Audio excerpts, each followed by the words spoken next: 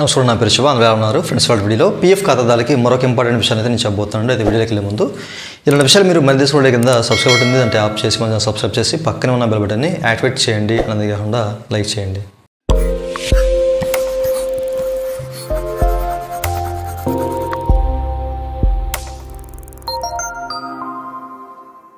ఇక టాపిక్లోకి వెళ్ళే ముందు ఈపీఎఫ్ సంబంధించినటువంటి క్వైరీ సర్వీస్ కావాలంటే పెయిడ్ సర్వీస్ ఉంది, నేనైతే కనెక్ట్ అవ్వచ్చు. నా వాట్సాప్ నెంబరు ఈ వీడియో కింద మీకు డిస్క్రిప్షన్లో ప్రొవైడ్ చేసిన వాట్సాప్ ద్వారా మాత్రమే అయితే కనెక్ట్ అవ్వండి, ఓకేనా.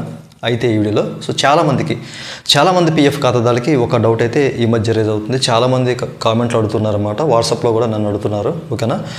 సో మాకు మా ఈపీఎఫ్ అకౌంట్లో మా ఎంప్లాయీ షేర్లో సమ్ అమౌంట్ ఉంది, బట్ మేము పీఎఫ్ విత్డ్రా పెడుతూ ఉంటే కొంచెమే వస్తుంది, తక్కువే వస్తుంది. కొన్ని సందర్భాల్లో కొంతమందికి అసలు మాకు రావట్లా, ఎంప్లాయీ షేర్లో అమౌంట్ ఉంది బట్ రావట్లేదు, ఎందుకు రావట్లేదు అని చెప్పేసి చాలామంది అడుగుతున్నారు. చాలాసార్లు నేను ఈ విషయాన్ని గురించి పర్టికులర్గా మీకు చెప్పాను, ఎందుకు రావట్లేదు, ఎంత వస్తుంది అని చెప్పేసి. అయితే ఈరోజు వీడియోలో కూడా మీకు క్లియర్గా ఎక్స్ప్లెయిన్ చేస్తాను, ఓకేనా. ఒక బండగుర్తు మీద అయితే పెట్టేసుకోండి, అసలు ఎందుకు రావట్లేదు, ఎందుకు తక్కువ సెటిల్ అవుతుంది అనేది మీకు ఇక్కడ చూపిస్తాను, ఓకేనండి.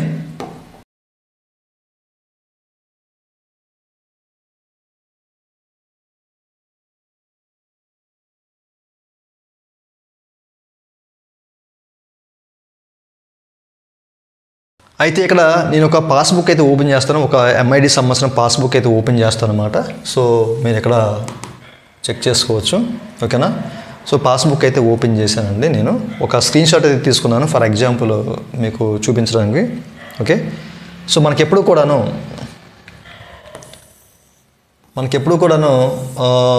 మన కంపెనీ వాళ్ళు ఏంటంటే ఇక్కడ ఈపీఎఫ్ వేజ్ అని చెప్పేసి చూపిస్తూ ఉంటారు. వేజ్ ఈ మంత్ ఎంత అంటే మన శాలరీ ప్రకారం మనకు ఒక బేసిక్ ఉంటుంది కదా. సో ఆ బేసిక్లో ఒక వేజ్ చూపిస్తారు, అంటే ఎంత, ఒక 19,000, 18,000, 15,000, 20,000, ఓకేనా. సో అట్లా ఒక వేజ్ చూపిస్తారు అన్నమాట, ఓకేనా. ఈ వేజ్ ప్రకారం ఒక 12% అనేది మన అకౌంట్లోను, అలాగే మన ఎంప్లాయీ షేర్లో మనకి ఇక్కడ మీరు చెక్ చేసుకోవచ్చు 3.67%, 8.33% ఇట్లాగ మనకి అమౌంట్ అనేది ఇట్లా కాంట్రిబ్యూట్ చేస్తూ ఉంటారు కదా. అది కూడా ఏంటంటే మనకి ఈ బేసిక్ ప్రకారమే, అంటే ఈ ఈపీఎఫ్ వేజ్ ప్రకారమే మనకి అమౌంట్ పడుతూ ఉంటుంది అనమాట. పెన్షన్ షేర్లో కూడా ఈపీఎఫ్ ప్రకారం అట్లా పడుతుంది, ఓకే. అయితే ఇక్కడ చాలామందికి రేజ్ అవుతున్న డౌట్ ఏంటి, మా షేర్లో అమౌంట్ ఉంది, ఓకేనా. మా షేర్లో ఎంప్లాయీ షేర్లో అమౌంట్ ఉంది, బట్ ఇంత అమౌంట్ ఉంది, అది 1,00,000, 2,00,000 సంథింగ్ అమౌంట్, బట్ మేము ఇట్లా ఒక పార సెలెక్ట్ చేసుకుని పెడతా ఉంటుంటే తక్కువ అమౌంట్ సెటిల్ అవుతుంది. మా దగ్గర 1,00,000 ఉంది బట్ 10,000 పడుతుంది, ఎందుకు పడుతుంది 10,000 అని చెప్పేసి, 20,000 పడుతుంది, ఎందుకు 20,000 పడుతుంది అని చెప్పేసి. ఇట్లా మనకి ప్రతి పారాకి ఒక థియరీ ఉంటుంది, ఓకేనా. అంటే ఈ ఎలిజిబుల్ క్రైటీరియాలో ఎంత అమౌంట్ పడుతుందని చెప్పేసి. అయితే ఫర్ ఎగ్జాంపుల్ మనం ఇల్నెస్ చూసుకుందాం. చాలామంది ఇల్నెస్ పెడతా ఉన్నారన్నమాట, ఎంప్లాయీ షేర్లో ఉన్న అమౌంట్ అంతా ఖాళీ చేద్దామని చెప్పేసి ఇల్నెస్ పెడుతూ ఉంటారు, ఇల్నెస్ ద్వారా అమౌంట్ తీసుకుంటారు, చాలా త్వరగా సెటిల్ అవుతుంది కదా మనకి, ఓకేనా. పెడతా ఉంటారు, బట్ అమౌంట్ ఉంది, ఎక్కువ అమౌంట్ ఉంది, బట్ తక్కువ సెటిల్ అవుతుంది, ఎందుకు సెటిల్ అవుతుంది అనేది ఇక్కడ మీకు చూపిస్తాను ఫర్ ఎగ్జాంపుల్, ఓకేనా. సో ఇప్పుడు మనకి ఈపీఎఫ్ వేజ్ ఇక్కడ ఎంత ఉందండి, మనకి లాస్ట్ కాంట్రిబ్యూషన్, ఓకేనా. లాస్ట్ కాంట్రిబ్యూషన్ ఉంటుంది కదా, అంటే ఈ మంత్ది లేదా నెక్స్ట్ లాస్ట్ మంత్ కానీ ప్రీవియస్ లాస్ట్ మంత్ కానీ ఇట్లా మనకి ఈపీఎఫ్ వేజ్ పడుతుంది కదా. ఫర్ ఎగ్జాంపుల్ సెప్టెంబర్, అక్టోబర్, అట్లాగా నవంబరు ఇట్లాగా పడుతూ ఉంటుంది కదా. అయితే ఇక్కడ మనకి ఏంటంటే ఆగస్ట్ కాంట్రిబ్యూషన్ అయితే పడింది అనమాట, ఆగస్ట్ కాంట్రిబ్యూషను. సో దాని ప్రకారం అంటే ఈపీఎఫ్ వేజ్ అనేది వీళ్ళైతే ఎంత చూపించారు, 19,100 చూపించారు అనమాట, ఓకే. ఇది లాస్ట్ ఈపీఎఫ్ వేజ్ అనమాట, ఓకే. ఈ వేజ్ ప్రకారం అమౌంట్ ఎంత కాంట్రిబ్యూట్ అయింది ఇక్కడ ఉంది. అయితే ఇప్పుడు మనము ఫర్ ఎగ్జాంపుల్ ఇల్నెస్ పెట్టాం, ఇల్నెస్ మనకి ఏ బేసిక్ మీద సెటిల్ అవుతుందంటే 6 టైమ్స్ అండి. ఇది మన ఈపీఎఫ్ వేజ్ ఉంది కదా, so EPF wage 6 times settle అవుతుంది అనమాట.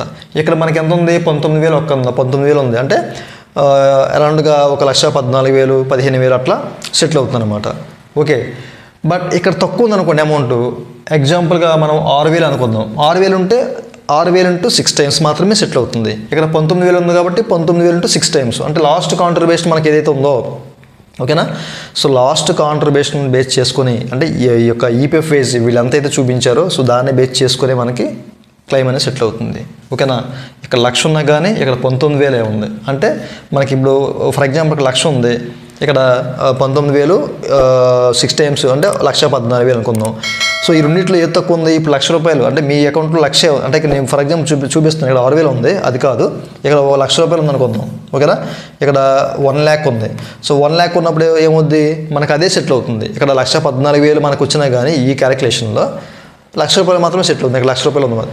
అదే ఇక్కడ 2 లక్షలు ఉంది, ఈ క్యాలిక్యులేషన్ 1,14 ఉంటుంది, ఈ 1,14 సెటిల్ అవుతుంది. ఓకేనా. అక్కడ ఎంత అమౌంట్ ఉన్నా కానీ దీని ప్రకారం అంటే 6 times ఇట్లా సెటిల్ అవుతుంది అనమాట. ఇది మనకి ప్రజెంట్ నడుస్తున్న రూల్. అంటే ఫ్యూచర్లో మనకి ఈ రూల్ మారిపోతుంది కదా. 70 అంటే ఎంప్లాయ్ షేర్ 70% మనం తీసుకొచ్చని చెప్పేసి అన్నారు కదా. దానికి సంబంధించిన SOP వస్తే చెప్తారు మీకు క్లియర్గా దాని ప్రకారం. అంటే ఇప్పుడు మనం చాలామంది అడుగుతున్నారు అన్నమాట, దీనికి ఎందుకు ఇట్లా వస్తుంది అని చెప్పేసి. దీని ప్రకారమే మనం ఫామ్ 31లో ఏ పారా సెలెక్ట్ చేసుకున్నా, ఓకేనా.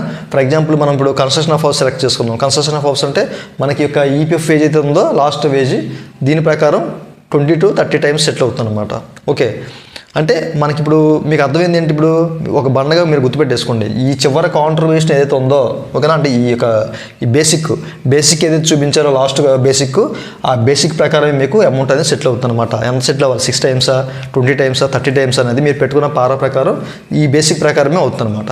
అయితే ఇక్కడ ఇంకొంతమందికి ఒక డౌట్ ఉంది, సార్ నాకు షేర్లో అంటే నా ఎంప్లాయీ షేర్లో అమౌంట్ ఉంది, నేను ఇన్వెస్ట్ పెట్టాను, బట్ 0 ఇన్సఫిషియెంట్ బ్యాలెన్స్ అని చెప్పేసి రిజెక్ట్ చేశారు. ఎందుకు రిజెక్ట్ చేశారని చెప్పేసి చాలామంది అడుగుతారు అనమాట.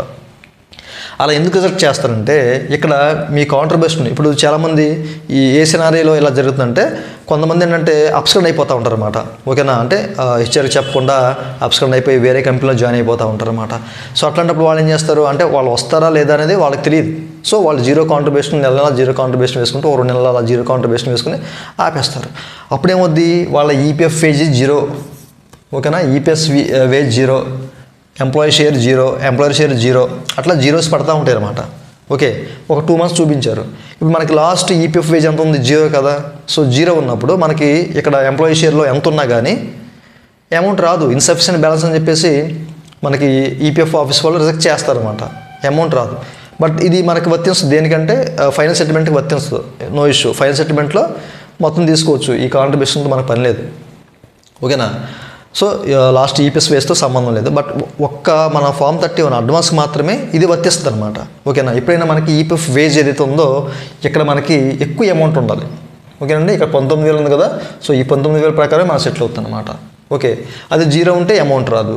అదే జస్ట్ మనకి ఒక ₹100 చేశానుకోండి, ఇంటూ 6 times పడుద్ది అనమాట. 100 into 6 times 600 అట్లా తక్కువ పడుద్ది అనమాట. ఎప్పుడైనా మీరు బండగా గుర్తుపెట్టుకోవాల్సింది ఏంటంటే ఈ యొక్క EPF వేజ్ ఏదైతే ఉందో చివరిగా మనకి కాంట్రిబ్యూట్ చేసింది లాస్ట్ మంత్ EPF వేజ్ ఏదో ఉందో దాని ప్రకారమే మనకైతే ఈ ఫామ్ 31 ద్వారా అడ్వాన్స్ ద్వారా మనకి సెటిల్ అవుతుంది అమౌంట్ అనేది. ఇది మీరు గుర్తుపెట్టుకోవాలి. ఇక్కడ ఎంప్లాయీ షేర్ ఎంత ఉన్నా అది 1,00,000 ఉన్నాయి, 10 లక్షలు ఉన్నాయి. సో ఇక్కడ వేజ్ ఉంటేనే సెటిల్ అవుతుంది, వేజ్ ఎక్కువ ఉండాలి. ఓకేనా. లేదా ఏదైనా మనకి ఎంతైతే వేజ్ చూపించారో దాని ప్రకారమే ఉండాలి, తక్కువ ఉంటే ఇష్యూ.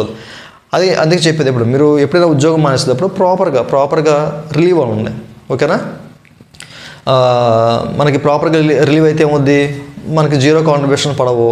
ఓకే. అట్లాగే మనకి ఏంటంటే కొంతమంది 20వ తారీఖు 30వ తారీఖు అదే 20వ తారీఖు 22వ తారీఖులో చూపిస్తారు లాస్ట్ మంత్ క్యాలిక్యులేషన్ అది శాలరీకి. ఆ తర్వాత 22, 23, 25 అట్లా రిలీవ్ అవుతారు కదా. అది ఒక్కోసారి వాళ్ళు నెక్స్ట్ మంత్లో చూపించేస్తారు అనమాట, తక్కువ అమౌంట్ వేస్తారు. అట్లా కూడా వద్దు. మీరు ప్రాపర్గా రిలీవ్ అయ్యే టైం అనేది మీరు క్యాలిక్యులేట్ చేసుకుని కరెక్ట్గా ఆ టైంలో మీరు రిజిగ్నేషన్ అవ్వడం చాలా వరకు బెటర్ అనమాట. ఎందుకంటే చివరి కాంట్రిబ్యూషన్ తక్కువ పడడం వల్ల అంటే మీకు మొత్తం సెటిల్మెంట్ చేయడానికి మీరు ఇష్టపడరు, అడ్వాన్సే తీసుకుందాం దీన్ని వేరే దాంట్లో ట్రాన్స్ఫర్ చేద్దాం అనుకుంటారు కదా. అలాంటప్పుడు మీకు ఇష్యూ అవుద్ది అనమాట. మీరు పర్టికులర్ ఒక టైం అంటే ఒక డేట్ని సెలెక్ట్ చేసుకోకుండా ప్రాపర్గా మీరు ఆలోచించకుండా ఉద్యోగంలో రిజైన్ చేశారనుకోండి, చివరి కాంట్రిబ్యూషన్ తక్కువ పడ్డం వల్ల మనకి షేర్ అనేది మన ఎంప్లాయీ షేర్లో అమౌంట్ తక్కువ సెటిల్ అవుతుంది అనమాట. ఇప్పుడు ప్రాపర్గా మనం బయటికి వెళ్ళాలి. ఓకే. ఫైనల్ సెటిల్మెంట్ చేద్దాం అనుకున్న వాళ్ళకి ఏ ఇష్యూ ఉండదు, ఎలా పోయినా పర్లేదు. ఓకేనండి. ఈ విషయాన్ని మీరు గమనించాలి. చూసారు కదా, చాలామంది అడుగుతున్నారు దీని గురించి, మీకు ఒక క్లారిటీ వచ్చింది దీని మీద అని చెప్పేసి అనుకున్నాను. ఇంకా డౌట్ ఉంటే కామెంట్ సెక్షన్లో కామెంట్ చేయండి. నన్ను కనెక్ట్ అవ్వాలంటే కనుక వాట్సాప్ నెంబర్ కింద మీకు డిస్క్రిప్షన్ ప్రొవైడ్ చేసిన పెయిడ్ సర్వీస్ అయితే ఉంది. ఇది నా వీడియో. ఈ వీడియో మీ నచ్చితే కింద లైక్ బటన్ లైక్ చేసి మనం సపోర్ట్ చేయండి. అలాగే విషయాలు మీరు మధ్య కింద సబ్స్క్రైబ్ బటన్ ఉంది, దాన్ని ట్యాప్ చేసి మనం సబ్స్క్రైబ్ చేసి పక్కన బటన్ ట్యాప్ చేయండి. Thank you for watching and జై Hind. It's time to look at the enemy. Look in the mirror if he is no friend to me. It's not working out, maybe it's the chemistry. It's time to break up so I can